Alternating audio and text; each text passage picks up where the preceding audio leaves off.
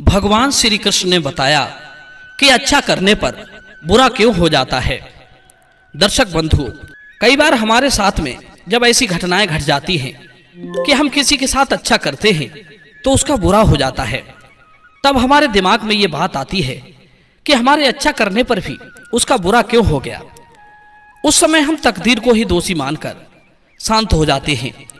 तो दोस्तों, आज मैं आपको इसके 2 कारण बताऊंगा। आपसे निवेदन है कि इस वीडियो का एक एक शब्द ध्यान से सुनना। अगर यह वीडियो आपने स्किप कर दी तो आप इस बात से अनभिज्ञ रह जाओगे। मित्रों, एक बार यही बात पार्थ अर्जुन ने भगवान श्री कृष्ण से पूछी थी कि हे भगवान, वैसे तो आपने भी कहा है कि अच्छा करो तो हमेशा अच्छा फल ही मिलेगा, पर कई बार हमने देखा है कि अच्छा करने वाले तो अच्छा कर देते हैं पर परिणाम उसके विपरीत आ जाता है। ऐसा क्यों होता है? मुझे इसका गूढ़ रहस्य समझाइए। दुनिया में ऐसी बहुत सी घटनाएं घटी हैं जब उनका परिणाम उल्टा आया है। अर्जुन की बात सुनकर भगवान श्री कृष्ण ने रथ सजाया और अर्जुन को साथ लेकर घूमने के लिए निकल पड़े। घूमते घूमते वे एक दूसरे नगर में पहुंचे। वहां उन्होंने देखा कि एक बहुत ही दीन दुर्बल गरीब ब्राह्मण भिक्षा मांगते डोल रहा है। उसके शरीर पर साबित वस्त्र नहीं थे। ब्राह्मण की दीन दशा को देखकर अर्जुन को उस पर तरस आ गया। अर्जुन ने रथ रोका और एक मोहरों से भरी हुई थैली निकालकर उस गरीब ब्राह्मण को दे दी। सोने के मोहरों से भरी हुई थैली को पाकर के वो ब्राह्मण बड़ा प्रसन्न होता है और अर्जुन की प्रशंसा करता हुआ वहां से चला जाता है। इधर ब्राह्मण की मदद करके पार्थ अर्जुन मन ही मन बड़े खुश होते हैं कि चलो, मेरी इस छोटी सी भेंट से आज एक गरीब ब्राह्मण परिवार की कुछ मदद हो गई, कुछ सहारा मिल गया। अर्जुन को अत्यंत प्रसन्न देखकर भगवान श्री कृष्ण बोलते हैं, हे पार्थ, तुमने उस ब्राह्मण की मदद करके कोई पुण्य का कार्य नहीं किया है, बल्कि एक चोर की मदद की है। इस भेंट से उल्टा तुम्हें पाप लगने वाला है। भगवान कृष्ण की बात सुनकर अर्जुन भौचक्के से रह गए। कहने लगे, प्रभु, ये आप क्या कह रहे हो? मैंने तो उस ब्राह्मण की मदद की है जो देखने से लग रहा था कि वो बड़ा गरीब है। यदि वो ब्राह्मण चोर होता तो भिक्षा मांगकर अपना गुजारा नहीं करता, फिर क्यों मुझे पाप लगेगा? क्या अच्छा काम करने से भी पाप लगता है? भगवान बोले, नहीं अर्जुन, धर्म की गति बड़ी सूक्ष्म है, इसे समझना भी बड़ा कठिन है। चलो मैं तुम्हें इसके बारे में दिखाता हूं। इतना कहकर भगवान ने रथ उस ब्राह्मण के पीछे लगा दिया। वो गरीब ब्राह्मण धन की थैली लेकर एक सुनसान रास्ते से अपने घर की ओर जा रहा था। उसी रास्ते में ब्राह्मण को एक चोर मिल गया। चोर ने बिना तरस खाए ही ब्राह्मण से वो मोहरों की थैली छीन ली। गरीब ब्राह्मण गिड़गिड़ाता रहा, पर चोर ने उसकी एक नहीं सुनी। अब तो वो निर्धन ब्राह्मण बड़ा दुखी हुआ। चोर की धृष्टता देखकर अर्जुन का खून खौल उठा।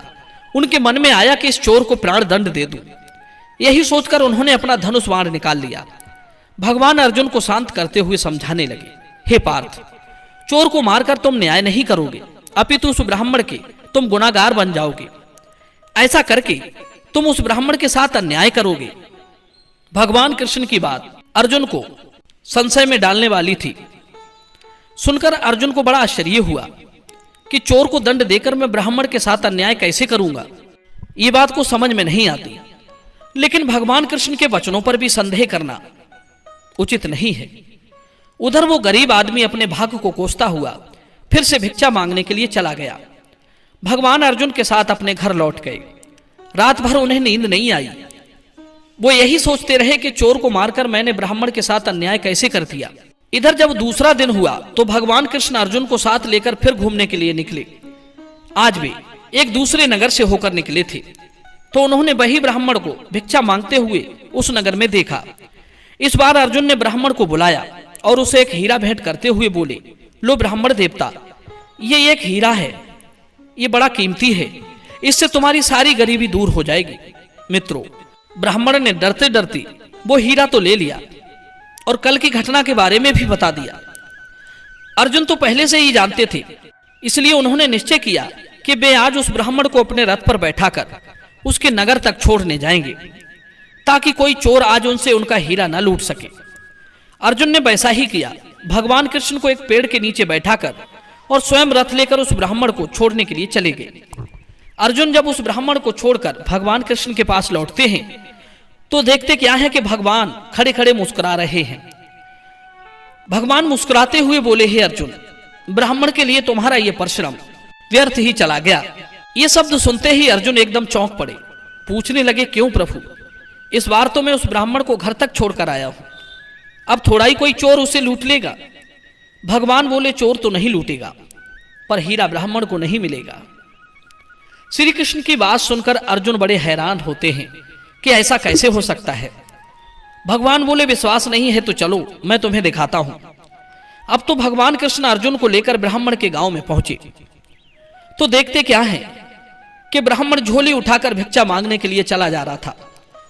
अर्जुन ने उसे रोककर पूछा, हे ब्राह्मण देवता, मैंने तुम्हें हीरा दिया था, फिर भी तुम भीख मांगने के लिए क्यों जा रहे हो? ब्राह्मण एकदम से दुखी होता हुआ बोला, क्या करूं साहब, वो हीरा मेरी किस्मत में नहीं था। मैंने वो हीरा ले जाकर एक पुराने घड़े में रख दिया था। मेरी पत्नी को पता नहीं था, वो पानी भरने नदी पर जा रही थी। धोखे से उसके हाथ से पानी का घड़ा छूटकर जमीन पर गिरकर फूट गया। घर में पानी के लिए और कोई बर्तन नहीं था, इसलिए मेरी पत्नी उस पुराने घड़े को उठाकर पानी भरने के लिए चली गई। उसे क्या पता था कि उस घड़े में मैंने हीरा रख दिया था। वो हीरा पानी भरते समय नदी में गिर गया। जब मुझे पता चला तो मैंने उसे बहुत डांटा। फिर बाद में सोचा कि इसमें पत्नी का क्या दोष है, दोष तो सब मेरे भाग्य का है। कहते हैं यदि भाग्य साथ ना हो तो घर में रखे हुए धन को भी पैर लग जाते हैं। यदि भाग्य आपके पक्ष में हो तो हाथ से गया हुआ धन भी वापस मिल जाता है। धन पाकर उसकी रक्षा करना बड़ा कठिन होता है। मित्रों, ब्राह्मण की बात सुनकर अर्जुन को भी बड़ा दुख हुआ। सोचने लगे, उस धन का क्या लाभ जो न खाया गया न जिसका कोई प्रयोग किया गया। उस ज्ञान का क्या लाभ जिसे पाकर आपने कोई शुभ कर्म नहीं किया। अर्जुन को अत्यंत उदास देखकर भगवान बोले, हे पार्थ, धन और ज्ञान धीरे धीरे ही प्राप्त होते हैं। जैसे बूंद बूंद करके ही नदी बनती है, उसी तरह धन भी और ज्ञान भी मनुष्य के पास बढ़ता चला जाता है। जब तक परमात्मा की कृपा नहीं होती तब तक मनुष्य कुछ भी कर ले, वो वृद्धि नहीं कर सकता। त्रेता युग में भगवान श्री राम के राज्य अभिषेक के लिए वशिष्ठ मुनि ने शुभ मुहूर्त निकाली थी, फिर भी राम राजा ना बनकर वन के लिए चले गए। शायद उसी में परमात्मा की इच्छा थी। परमात्मा की इच्छा के आगे विधाता ब्रह्मा का लेख भी पलट जाता है। होता वही है जैसा ईश्वर चाहता है। आपने इस ब्राह्मण की आर्थिक स्थिति सुधारने के लिए प्रयास करके देख लिया, पर वो जस का तस बना रहा। अब देखो, मैं एक छोटा सा प्रयास करता हूं। इतना कहकर भगवान श्री कृष्ण ने 2 पैसे निकालकर उस ब्राह्मण को दे दिए। भगवान का यह बर्ताव अर्जुन को पसंद नहीं आया। कहने लगे, प्रभु, इन 2 पैसों से ब्राह्मण का भला कैसे हो पाएगा? इनसे तो उसके घर में एक समय का राशन भी नहीं आएगा। दूसरी बात, आपके हाथों से 2 पैसे पाकर वो भी सोचे, बड़े लोग बड़े कंजूस होते हैं, आपको देना ही था तो इतना तो देते जो आपके नाम और पद की प्रतिष्ठा बनी रहती, गरिमा बनी रहती। भगवान बोले, आप बस देखते जाइए। दर्शक बंधु, भगवान कृष्ण से 2 पैसे पाकर ब्राह्मण भी खुश नहीं हुआ। वो उन पैसों को लेकर वहां से तो चला गया, पर मन ही मन भगवान कृष्ण को कोसता हुआ जा रहा था। रास्ते में एक मछुआरा बड़ी सी मछली पकड़कर अपने घर लिए जा रहा था। मछली को उसके जाल में छटपटाते देखकर ब्राह्मण को उस पर दया आ गई। ब्राह्मण ने सोचा, इन 2 पैसों से मेरा भी भला नहीं होगा, मैं तो भीख मांगकर अपने परिवार को खिला दूंगा। क्यों ना मैं आज इन 2 पैसों से इस मछली को खरीद कर इसकी जान बचा लूं, इसे तालाब में छोड़ दूं, कम से कम मछली की जान ही बच जाएगी। यही सोचकर ब्राह्मण ने 2 पैसे देकर मछुआरे से वो मछली खरीद ली और उसे छोड़ने के लिए नदी की ओर बढ़ चला। नदी में मछली छोड़ने से पहले उसने देखा कि मछली के मुख में कुछ अटका हुआ है, जिसकी वजह से वो तड़प रही थी। ब्राह्मण ने मछली के मुख में फंसी हुई वस्तु को निकाला तो वो देखकर बड़ा हैरान था। उसने देखा कि जो हीरा उसकी पत्नी ने तालाब में गिरा दिया था, वही हीरा मछली के मुख में फंसा है। अब तो ब्राह्मण की खुशी का कोई ठिकाना नहीं रहा। खुशी में उसके मुंह से निकलने लगा, आहा, देखो देखो, मुझे मिल गया। यही है वो मुझे मिल गया। मित्रों, संयोग से वो चोर भी वहीं पर था जो ब्राह्मण की आवाज सुनकर डर गया था। ये वही चोर था जिसने ब्राह्मण से अर्जुन के दिए हुए पैसे छीन लिए थे।